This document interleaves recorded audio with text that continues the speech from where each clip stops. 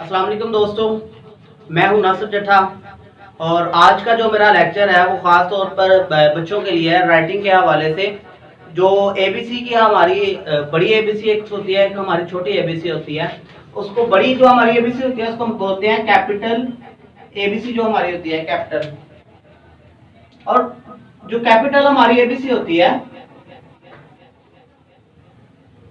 Capital letters जो होते हैं एबीसी के,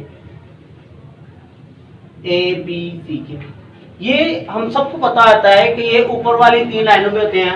या हम अगर 4 की कॉपी हो हमारे पास तो ये ऊपर वाली 3 लाइनों पे होते हैं। ए भी ऊपर वाली 3 लाइनों पे, बी भी ऊपर वाली 3 लाइनों पे, सी भी ऊपर वाली 3 लाइनों पे।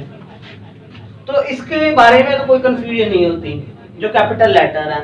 लेकिन जो स्मॉल लेटर है हमारे पास, स्मॉल लेटर्स जो होते हैं, स्मॉल लेटर्स, जो स्मॉल लेटर्स हैं जिसको हम छोटी एबीसी भी बोलते हैं, ए बी सी। छोटी एबीसी में जो बच्चे बहुत सारी गलतियां करते हैं लिखने में, तो उसका मैंने एक छोटा सा लेक्चर आपको देने लगा हूं उसके मतलब।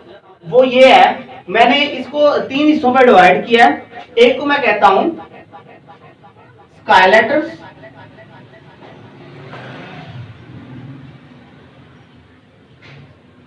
और सेकंड को मैं कहता हूं क्रॉस लेटर,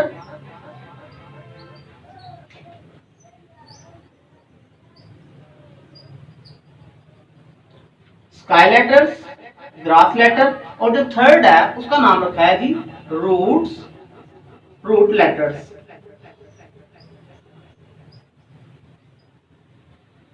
देखिए जी, 3 हिस्सों में जो स्मॉल एबीसी है उसको 3 हिस्सों में मैंने तकसीम किया है। एक को मैंने नाम दिया हुआ है स्काई लेटर्स, दूसरे को मैंने नाम दिया है क्रॉस लेटर, और थर्ड को नाम दिया गया है रूट लेटर।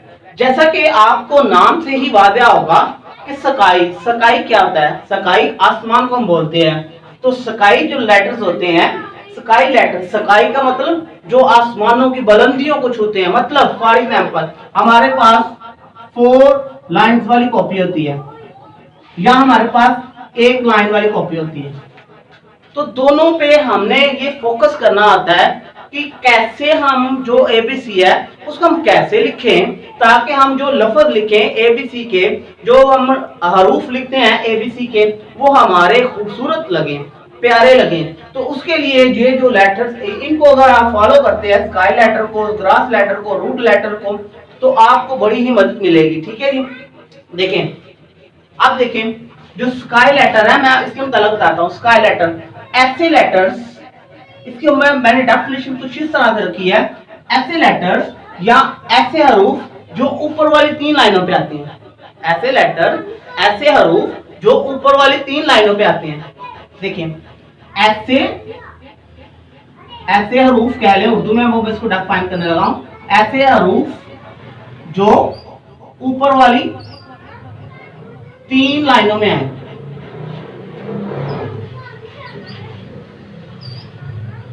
ऐसे हरूफ जो ऊपर वाली 3 लाइनों में आए। ठीक है, अब उनको हम कहते हैं स्काई लेटर। ठीक है, अब नेक्स्ट हम बात करते हैं ग्रास। ग्रास, हम ग्रास को अगर हम ट्रांसलेट करें, ग्रास का मतलब होता है घास। घास जो होती है बिछी हुई होती है। तो हम इसकी डेफिनेशन हम इस तरह से करते हैं, ऐसे लेटर्स या ऐसे हरूफ जो दरमियान वाली 2 लाइनों में आए।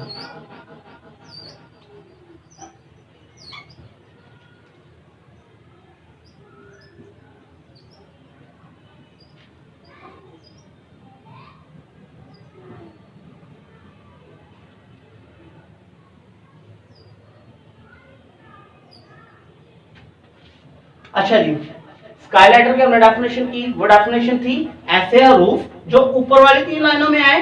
ग्राफ लेटर्स, उसकी हमने डेफिनेशन की ऐसे हरूफ जो दरमियान वाली 2 लाइनों में आए। थर्ड हमारे पास है रूट। रूट को अगर हम लफ्जी इसका तर्जुमा करें रूट का, तो रूट का लफ्जी तर्जुमा क्या होता है? लफ्जी तर्जुमा इसका होता है ग्रास का जो रूट होता है, जड़। ठीक है, तो जड़ कहां पे होती है? अंडर जी जमीन, जो जमीन के नीचे होती है, अंडर द अर्थ होती है। तो इसका मतलब हमने इस तरह से मतलब डिवाइड किया है, इसकी डेफिनेशन को हमने इस तरह से लिखते हैं कि ऐसे हरूफ जो नीचे वाली 3 लाइनों में है।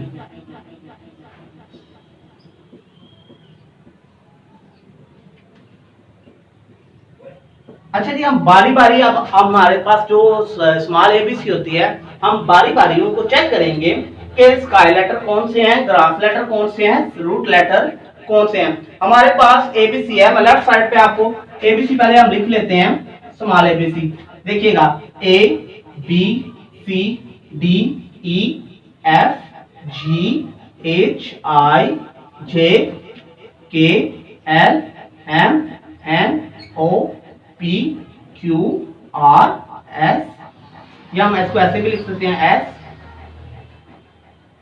T U V W X Y Z. G को हम इस तरह भी लिखते हैं और इस तरह भी लिखते हैं। अब देखें जी, हमने ये स्मॉल एबीसी लिख लिया, हमारे पास स्मॉल एबीसी है। इसके लिखने के बहुत सारे स्टाइल्स हैं, बहुत सारे लोग डिफरेंट स्टाइल यूज करते हैं, लेकिन जो छोटे बच्चे हैं वो सिंपली पहले सिंपल लिखते हैं, फिर उसके बाद जो है वो आस्ता आस्ता डिजाइनिंग के मतलब और भी बहुत सारे इसके अंदर ग्राफिक्स होते हैं और भी बड़े फॉन्ट्स होते हैं, स्टाइल्स होते हैं, उनमें चेंज कर सकते हैं। लेकिन सिंपली आज जो लेक्चर है, सिंपल मतलब सिंपल वर्ड में पता चल जाए कि ये स्काई लेटर है, रूट लेटर है, फिर उसके मतलब बात होगी। देखिए जी, फर्स्ट लेटर हमारे पास ए है, तो ए को देखें, ए क्या आसमान की तरफ है, स्काई लेटर है? नहीं, ए बिछा हुआ नजर आ रहा है, तो इसको हम कहेंगे ये हमारे पास ए जो लेटर है ग्रास लेटर है, ए इज द ग्रास लेटर। तो हम इसको इसकी ग्रास लेटर वाली कैटेगरी में लिखेंगे, तो ये हमारे पास आ जाएगा ए ग्रास लेटर, ए हमारे पास ग्रास लेटर आ गया। अब हम बी देखेंगे, बी क्या जा रहा है, ऊपर की तरफ जा रहा है, तो बी हमारे पास क्या होगा, sky letter, B sky letter वाली कैटेगरी में आ गया। नेक्स्ट देखिए जी, सी, सी भी हमारे पास आ जाएगा ग्रास लेटर कैटेगरी में, एक ग्रास लेटर है। उसके बाद डी, डी देखें, डी ऊपर वाली 3 लाइनों में आ गया। उसके बाद ई आया, ई हमारे पास ग्रास लेटर हो गया। इसी तरह ई के बाद एफ, एफ भी बलंजे को छू रहा है, तो ये भी स्काई लेटर हो गया, एफ। उसके बाद जी, जी हमारा नीचे की तरफ होता है, तो जी को हम रखेंगे रूट लेटर वाली कैटेगरी में, तो ये जी आ गया। उसके बाद एच, एच हमारे पास स्काई लेटर हो गया, एच।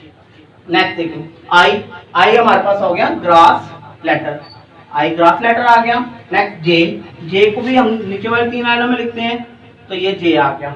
अब नेक्स्ट देखें के, के ऊपर वाली कैटेगरी में स्काई में चला गया, स्काई लेटर। इसको मुख्तलिफ शेप्स भी होती हैं इसकी, तो जो लोग बात दफा ऐसे भी लिखते हैं के को, तो ये भी बेस्ट वे है, लेकिन बच्चों के लिए ये बेस्ट होता है कि नीचे वाली 2 लाइनों में ये शो कर दें। नेक्स्ट देखें के के बाद एल, एल भी ऊपर चला गया। नेक्स्ट देखें एम, एम यहाँ पे आ गया, एन भी यहाँ पे आ गया, ओ भी यहाँ पे आ गया। पी जो है, पी यहाँ पे आ गया और क्यू भी इसके साथ ही आ गया। उसके बाद आर, एस, टी, टी ये ऊपर वाली 3 लाइनों में होता है, टी यहाँ पे आ गया। टी के बाद यू यहाँ पे आ गया, वी भी यहाँ पे आ गया, डब्ल्यू भी यहाँ पे आ गया, एक्स भी यहाँ पे आ गया और वाई नीचे चला गया, जी भी नीचे चला गया। अब हम चेक करते हैं, लेट्स सी कि हमने जो ये जो लेटर्स लिखे हैं, क्या ये हमारे एबीसी के पूरे लेटर्स हैं, इनमें कम है? तो हम इसको काउंटिंग करते हैं, 1 2 3 4 5 6 7, ये हमारे पास टोटल कितने बने, 7। नेक्स्ट देखिए 7 हो गए हमारे पास, ए सी ई आई एम गिनते जाते हैं, 1 2 3 4 5 6 7 8 9 10 11 12 13, ये हमारे पास कितने लेटर बने, 13। 7 ये और 13 ये कितने हैं जी, 1 2 3 4 5 6, 6 ये हैं। अब इनको टोटल करें, 7 प्लस 13 प्लस 6, 7 और 13, 7 प्लस 13 ये 20 हो गए, 20 प्लस 6 26। इसका मतलब ये हमारे पूरे लेटर हैं। ABC के हमारे पास जो लेटर होते हैं वो 26 लेटर्स होते हैं। तो उस 26 लेटर की डिवीजन ये है, जिसमें B जो है ऊपर वाली 3 लाइनों में आएगा, D भी ऊपर वाली 3 लाइनों में, F भी, H भी, K भी, L भी, T भी। और इसको कैसे लिखना है आपने, फॉर एग्जांपल मैं यहाँ पे बताता हूँ। B है तो ये 4 लाइन लगी हैं, तो आपने B को इस तरह लिखना है, पहले ये लाइन ड्रा की और फिर यहाँ से ऐसे, तो ये B लिखा गया। ठीक है, नेक्स्ट देखें, अगर हमारे पास कोई लेटर आ जाता है E, तो E को हमने पहले इधर ऐसे दो दरम्यान वाली 2 लाइनों में लिखना है। हाँ जी, ये हमारी डिवीजन हो गई sky letter, grass letter, root letter. उम्मीद है कि आपको इस लेक्चर की समझ आ गई है। ठीक है, नेक्स्ट मैं थोड़ा सा मजीद एक्सप्लेन करूंगा इसको। यहाँ पे मैं इसको रेज करने लगा हूं।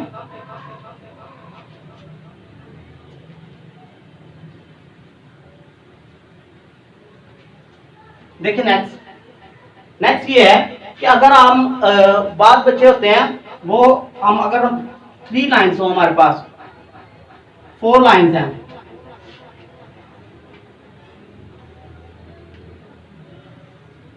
जब हम वर्ड्स लिखते हैं, अल्फाज लिखते हैं, अल्फाज जब लिखते हैं तो कोशिश करनी होती है, तो जब हम कॉपी पेंसिल पर लिख रहे होते हैं तो हमने क्या करना होता है, लफ्जों के दरमियान खला रखना होता है।